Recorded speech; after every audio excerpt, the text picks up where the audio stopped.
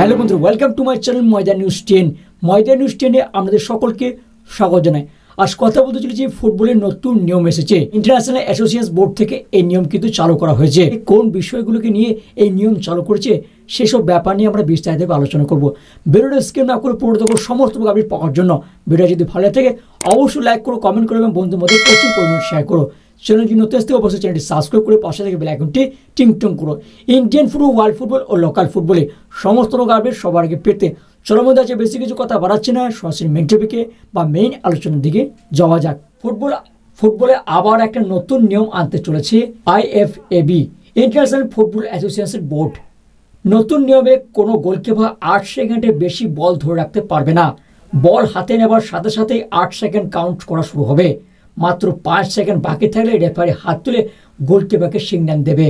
যদি কিপার সময়ের মধ্যে বল না কিক করে তাহলে বিপক্ষ দলকে কর্নার কিক উপহার দেওয়া হবে, সাথে দেওয়া হবে প্রথম ওয়ার্নিং।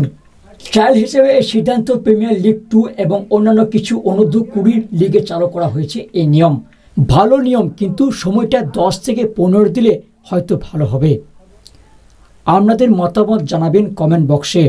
কেমন হবে এই ফুটবলের নতুন নিয়ম? তো ময়দান 10 নিউজ আপডেট এইটুকু থাক। পরবর্তী আমি বেরিয়ে অবশ্যই তোমাদের শেয়ার করবো।